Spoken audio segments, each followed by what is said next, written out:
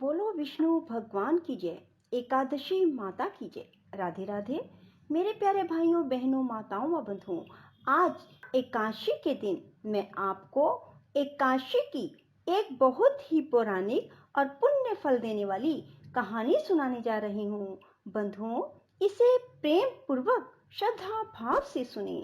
एक बार एक राजा के दो बेटियां थी। छोटी बेटी एकादशी का व्रत किया करती थी। हर कोई छोटी बेटी की प्रशंसा किया करता था और बड़ी बहन छोटी बहन से ईर्ष्या करती थी। एक बार पड़ोसी राजा का बेटा बड़ी बेटी को देखने आया, लेकिन उसे बड़ी बेटी की जगह छोटी बेटी पसंद आ गई। राजा की छोटी बेटी अब बड़ी बहन छोटी बहन से और भी चिढ़ने लगती है। वह छोटी बहन को मारने के नए नए तरीके अपनाती रहती है। एक बार वह लड्डू में जहर मिलाकर उसे खिलाने की कोशिश करती है और एक बार वह मटके में जहरीला सांप रखकर छोटी बहन के कमरे में रख देती है। एक बार छोटी बहन को पनघट पर पानी भरने के लिए ले जाती है और धोखे से कुएं में धक्का दे देती है, पर हर बार ग्यारस माता उसे बचा लेती है, क्योंकि वह ग्यारस माता के व्रत किया करती थी। बड़ी बहन बहुत परेशान हो गई कि यह तो किसी भी तरह नहीं मरती। तब एक दिन बड़ी बहन छोटी बहन से बोली, मेरी प्यारी बहन, भगवान ने हम सब की मृत्यु किसी न किसी तरह लिखी है। क्या तुम्हें पता है कि तुम्हारी मृत्यु कैसे होगी? बड़ी बहन बहुत सीधी थी। छोटी बहन बहुत सीधी थी। वह बोली, मेरी मृत्यु मेरे पालतू तोते व तोते के गले में जो हार है उसमें अटकी हुई है। यदि कोई मेरे तोते को मारकर उस हार को लेकर पहन ले तो मैं मूर्छित हो जाऊंगी, और फिर उस हार को उतार कर कहीं रख दे तो मैं जीवित हो जाऊंगी। उस रात छोटी बहन अपने पिता के पास गई और बोली, पिताजी, मुझे शक है, यदि मैं मर जाऊं तो आप मुझे जलाना नहीं, आप मुझे हमारे पुराने महल के कुएं के पास झोपड़ी बनाकर खाट पर सुला देना। राजा बोले, बेटी तुम ऐसा क्यों बोल रही हो? 2-3 दिन बाद तो तुम्हारी शादी है। तब छोटी बेटी बोली, पिताजी, समय का कोई भरोसा नहीं। इस तरह शादी वाला दिन भी आ गया। शादी वाले दिन बड़ी बहन छोटी बहन के पालतू तोते को ढूंढती है, पर वह उसे कहीं नहीं मिलता। तभी दरवाजे पर बारात आ जाती है। वरमाला का कार्य संपन्न हो जाता है। फेरों की रस्म शुरू हो जाती है। उधर बड़ी बहन तोते को ढूंढ लेती है और वह उस तोते को मार देती है। वहीं छोटी बहन के 3.5 फेरे राजकुमार के साथ पूरे हो जाते हैं। तभी छोटी बहन मूर्छित होकर गिर जाती है। उधर बड़ी बहन तोते के हार को खुद पहन लेती है। तब फेरों में सभी घबरा जाते हैं। सभी बारातियों में हलचल मच जाती है कि राजकुमारी को क्या हुआ। सब डर जाते हैं। तब राजा वैद्य हकीमों को बुलाते हैं। छोटी राजकुमारी को महल में ले जाकर लिटा दिया जाता है। वैद्य और हकीम राजा से कहते हैं, राजकुमारी ना मरी है ना जीवित है, हमने ऐसा पहली बार देखा है। तब राजा उनसे कहते हैं, बाहर जाकर बोलना कि राजकुमारी बेहोश है, अभी थोड़ी देर में ठीक हो जाएगी। यदि तुम ऐसा नहीं कहोगे तो मैं तुम्हें फांसी दे दूंगा। बेचारे वैद्य हकीम राजा के कहे अनुसार बोल देते हैं। तभी बड़ी बेटी आती है और कहती है, पिताजी, मुझे छोटी बहन के मरने का बहुत दुख है। उससे ज्यादा दुख मुझे आपकी इज्जत का है, जो कि खराब हो जाएगी। आप ऐसा करो कि मेरी शादी राजकुमार के साथ कर दो, तब सब ठीक हो जाएगा, आपकी इज्जत भी रह जाएगी। तब राजा को यही ठीक लगा और राजा ने छोटी बेटी के कपड़े पहनाकर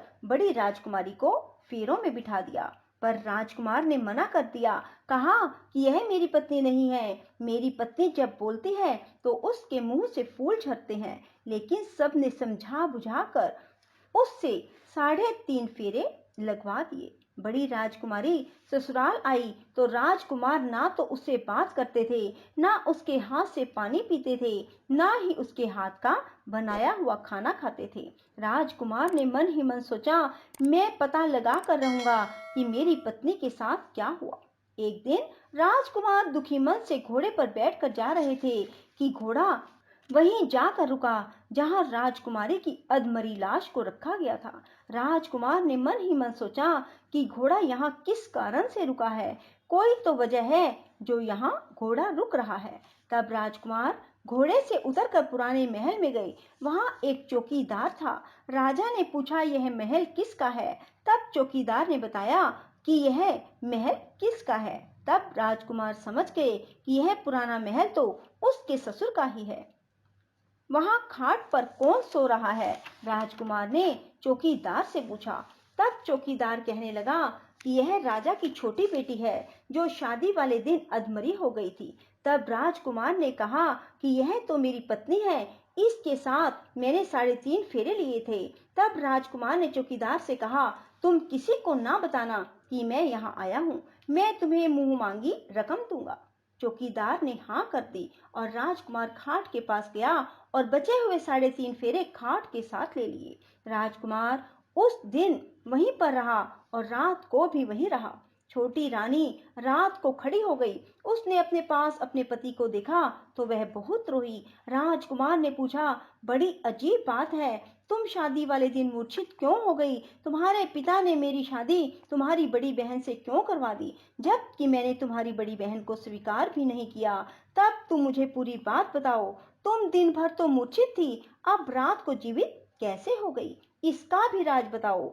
तब राजकुमारी ने अपने पति को तोते और हार वाली सारी बात बताई। यह भी बताया कि यह बात मैंने अपनी बड़ी बहन को बताई थी। एक बार मेरी बड़ी बहन ने मुझसे मेरी मृत्यु का उपाय पूछा, तब मैंने उसे पूरी बात बताई। मेरी बड़ी बहन मुझसे बहुत ईर्ष्या करती थी। उसने कई बार मुझे मारने की कोशिश की, पर ग्यारस माता ने मुझे हर बार बचा लिया। यह सब मेरी बड़ी बहन ने किया है। तोते के गले में जो हार था वह मेरी बड़ी बहन दिन में पहन लेती है और रात को उतार देती है। इसीलिए मैं दिन में मूर्छित रहती हूँ और रात को जीवित हो जाती हूँ। यदि वो हार मुझे वापस मिल जाए तो मैं हमेशा के लिए जीवित हो जाऊंगी। कोई बहन भी ऐसा कर सकती है?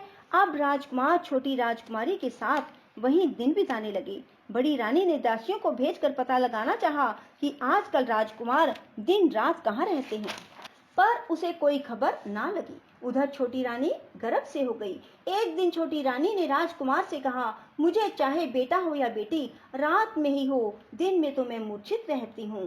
पर एक दिन राजकुमार को किसी काम से बाहर जाना पड़ा और तभी राजकुमारी प्रसव से हो गई। तब उसने ग्यारस माता को याद किया। तब ग्यारस माता स्वयं आकर उसका प्रसव करवाती है। उसके सुंदर पुत्र पैदा होता है। तभी वहां राजकुमार आ जाते हैं। उसने भी ग्यारस माता के दर्शन किए। ग्यारस माता बोली, ये मेरी परम भगत है, और बोली, जब तुम्हारा बेटा 5 वर्ष का हो जाए तब तुम इसे अपनी पत्नी का हार लाकर पहना देना। देखते ही देखते कुंवर 5 वर्ष का हो गया। बेटा युवराज 5 वर्ष का हो गया। तब राजकुमार अपने बच्चे से कहते हैं कि बेटा युवराज, तुम यहीं रहना, माँ की खाट के पास, मैं शहर से काम निपटा कर आता हूँ। तब बड़ी रानी के दास दासी राजा को वहां से आते हुए देख लेते हैं और बच्चे को उठवा लेते हैं। बच्चे के 2 टुकड़े कर दिए जाते हैं, एक टुकड़ा चक्की के नीचे और एक अपने पलंग के नीचे रख लेती है। तब वह ग्यारस माता को याद करती है और ग्यारस माता भीख मांगने के लिए बड़ी रानी के महल में आती है। तब बड़ी रानी अपने दास दासियों के हाथों भिक्षा भिजवा देती है, पर ग्यारस माता कहती है कि मैं तो तुम्हारी रानी के हाथों से ही भिक्षा लूंगी। तब वे जाकर उसे कहते हैं। तब बड़ी रानी खुद उसे भिक्षा देने के लिए आती है। तब ग्यारस माता बिल्ली का रूप बनाकर अंदर जाती है और उसके बच्चे के जो 2 टुकड़े होते हैं उन्हें इकट्ठा जोड़ देती है और उसमें प्राण फूंक देती है और उसे लेकर चली जाती है। राजकुमार कुंवर को लेकर महल में जाते हैं और कहते हैं, रानी, ये बच्चा मेरी दूर के रिश्ते की बहन का है।